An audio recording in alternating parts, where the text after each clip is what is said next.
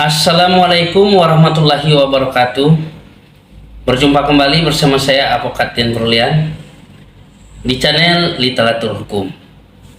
Ada sahabat saya bertanya, Pak Dian, saya ini adalah korban pengeroyokan.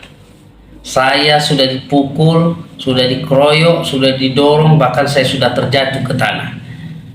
Saksi-saksi banyak yang melihat, bahkan ada beberapa orang yang memisahkan kami. Tapi setelah saya buat laporan di kepolisian, mereka menolak dengan alasan ini tidak masuk unsur atau sumir, katanya. Ya silahkanlah untuk diselesaikan di desa. Sementara saya yakin saya sudah masuk ranah pengeroyokan, dan setelah saya lapor, polisinya bersikap cuek karena ada keberpihakan kepolisian tersebut kepada si pelaku, karena pelaku ini kan orang kaya di tempat saya tinggal, kemudian orang yang berpengaruh, berpendidikan tinggi, dan juga adalah oknum PNS. Nah, ini seperti apa Pak Dian? Apa langkah yang harus saya lakukan?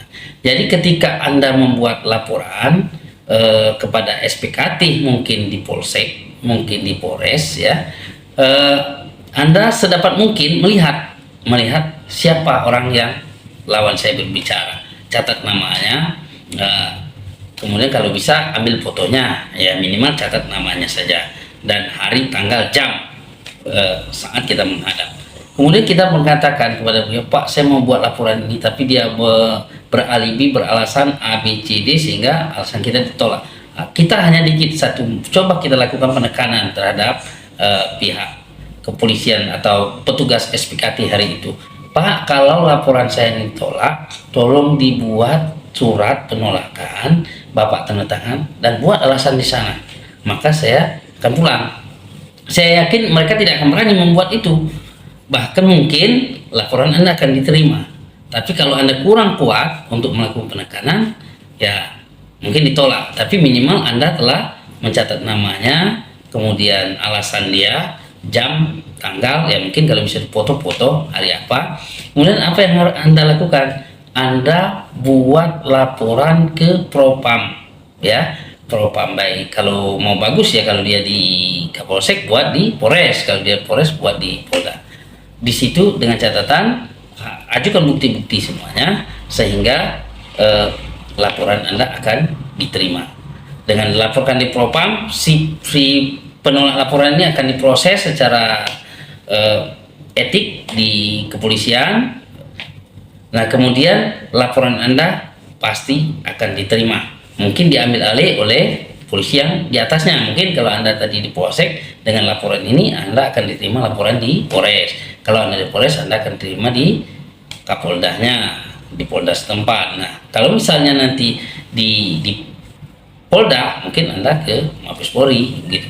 Nah, bagaimana ini Pak Dian? Kan karena permasalahannya jaraknya kita ke Mabes Polri jauh, kita nggak punya biaya.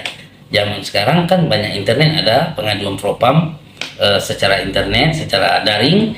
Bisa juga kita tulis surat, masukkan ke JNT.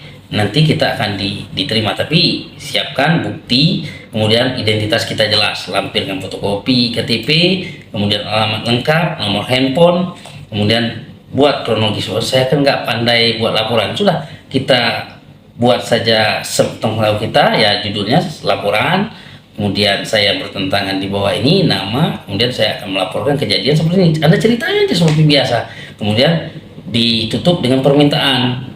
Atas dasar laporan ini saya mohon kepada Kapolda atau Kapolres atau Kapolri untuk menindaklanjuti laporan saya dan memproses orang oknum polisi yang menolak laporan saya.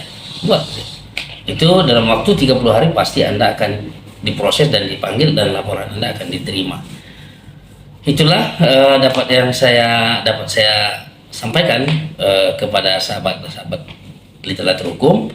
Apa yang harus Anda lakukan ketika laporan Anda ditolak? Pertama, Anda mencatat siapa yang menolak laporan Anda, hari, tanggal, jam, dan di mana tempat kejadiannya. Jika sedapat mungkin Anda mendapatkan foto orang yang menolak laporan Anda. Kemudian Anda melapor kepada Propam di tingkat yang lebih tinggi. Nah, mudah-mudahan dengan demikian laporan Anda akan diproses dan cepat diterima. Kemudian orang yang menolak laporan Anda akan mendapat saksi etik dari pihak kepolisian. Itulah yang dapat saya sampaikan, sahabat literatur hukum sekalian. Semoga dengan video pendek ini akan mengedukasi teman-teman sekalian di seluruh Indonesia untuk menegakkan hukum dengan benar dan baik. Akhir kata, wabillahi taufiq wal hidayah. Wassalamualaikum warahmatullahi wabarakatuh.